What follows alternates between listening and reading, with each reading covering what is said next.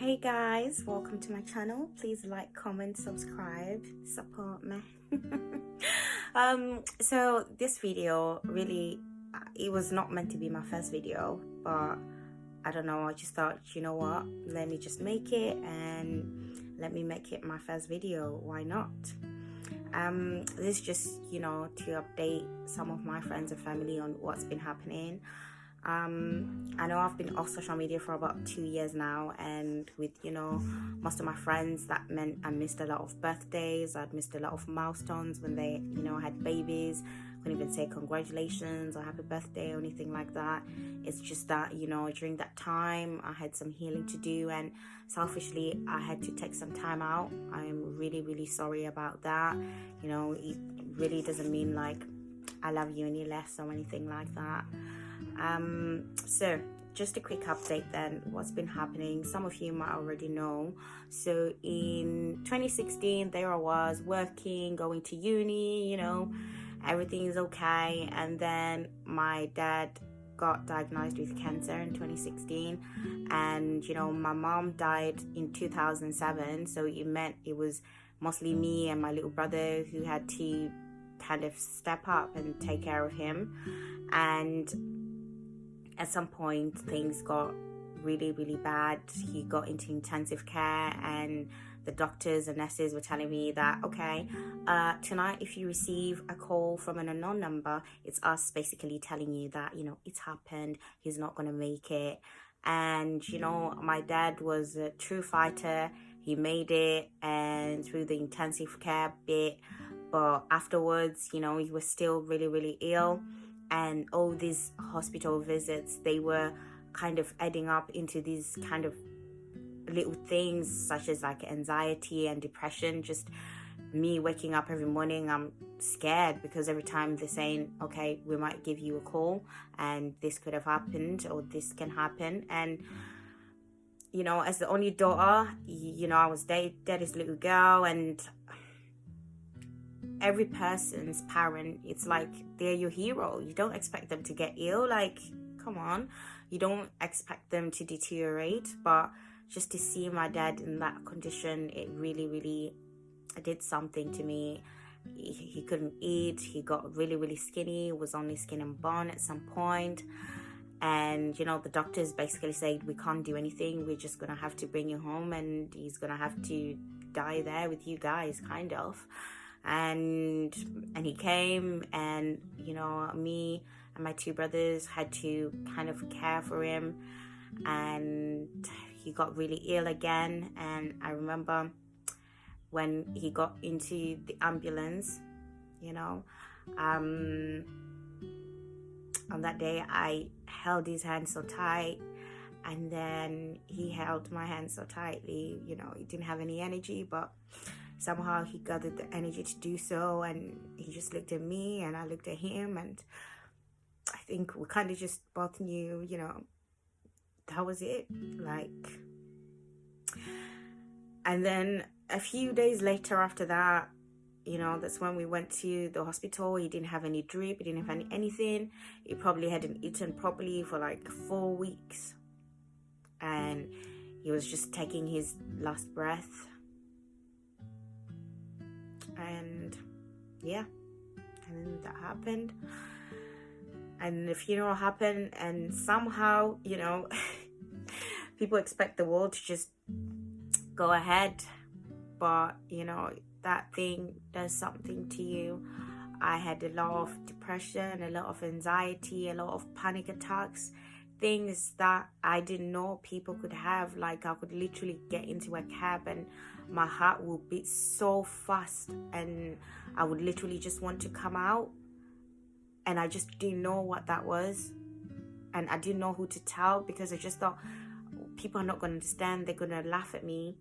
I came back, I had to continue with my university, doing my dissertation. I was starting a new job full-time as well, because financially now everything was on me. So it was really a lot to deal with. I felt like I was worth nothing. My life was worth nothing. I couldn't believe that I watched my mom die, and now I've watched my dad die.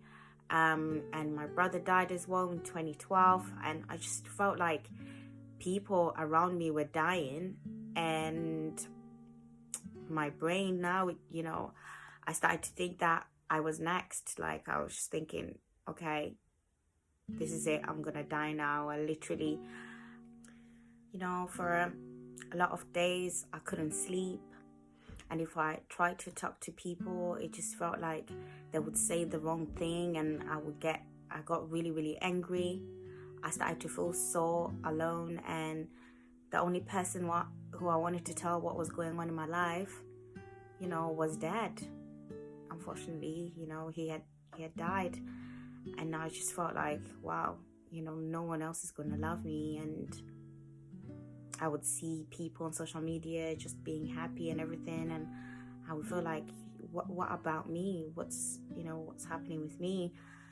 And I would literally have issues such as I would think people hate me, like everyone hates me, or if I don't like a post, someone's gonna hate me. If I don't do this, someone's gonna hate me.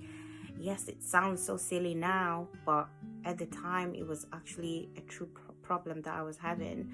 Sometimes I would get ready just to go out, and then I would just literally not be able to go out. I would just go back straight in bed, and a lot of other things were happening, but we'll talk about that on a different day. I remember one time I even dialed my dad's number. Just, I don't know, it's silly. I just thought, I don't know. And guess what? Someone actually answered.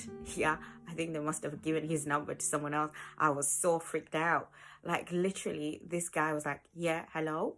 With an accent. I was like, what?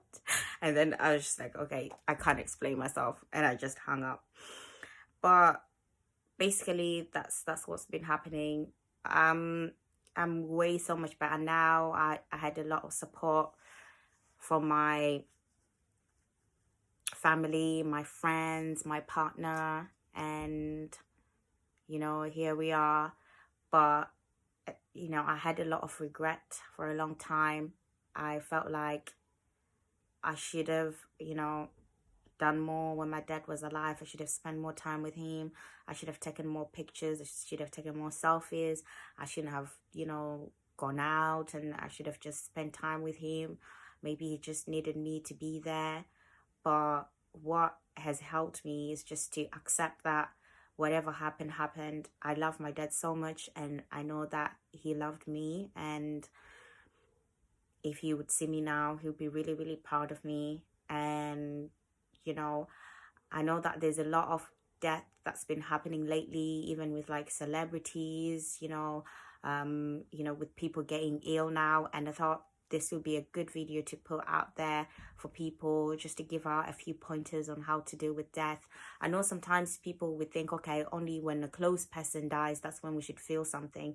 But for example, even like Chadwick Boseman dying, some people could feel something. The thing about death is it surprises you. It's an unfamiliar feeling to your whole system. So sometimes you will feel certain things that you didn't know you could feel. You'd be like, why am I so upset? I didn't even know him. Why am I so upset about this? But it starts to trigger that thing that you start thinking, oh my days, people are going to die. That person's going to die. We're not here forever. So I thought, okay, let me just put out these pointers that really, really helped me out. Firstly, is just to embrace the fact that we all have the same journey we're given birth to, and we are eventually going to die. Not that that's a bad thing, but that should push us to embrace our life more, to embrace every day because it's a gift, to embrace more our friends and family, And it leads me to my next point, to just love more. Love yourself more, love your family more, love your parents more. And also, forgiveness is key. Sometimes we get so hung up on such little details, like, you did this to me, that person did that to me, what now? But, okay, yes, sometimes I get that, some things, maybe some people say they're very unforgivable.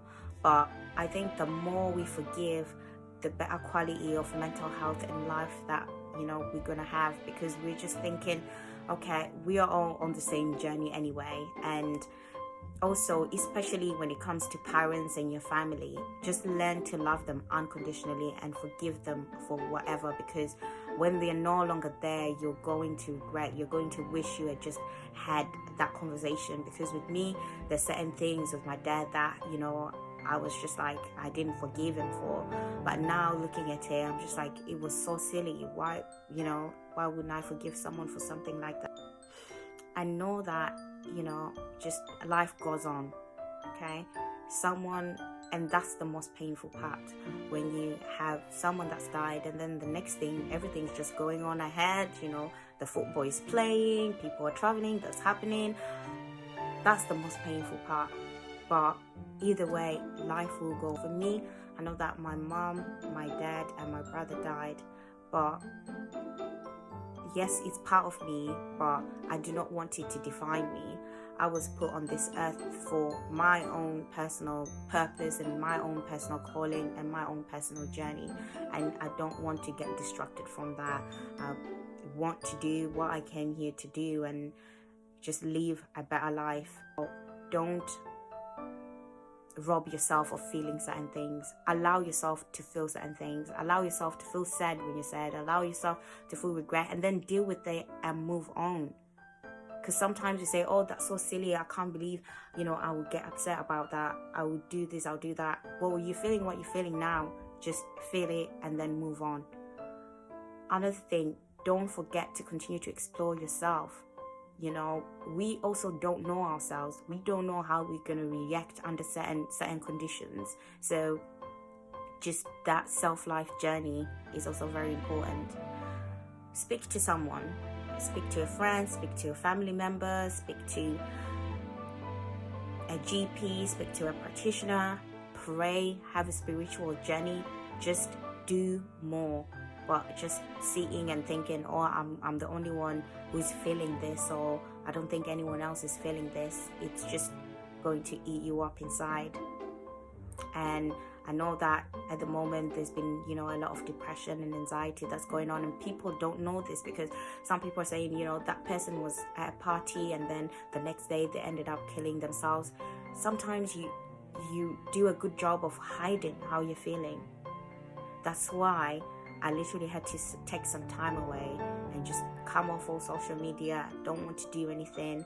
I just want to focus on healing inside. And, you know, I'm glad to say that you know, with the grace of God, I'm getting there. And I just wanted to put out this video just as an update, and also to just give a few pointers of some people maybe who might go through the same thing, or who are going through the same thing, that you are not alone, and that we are all on this earth and it's a journey.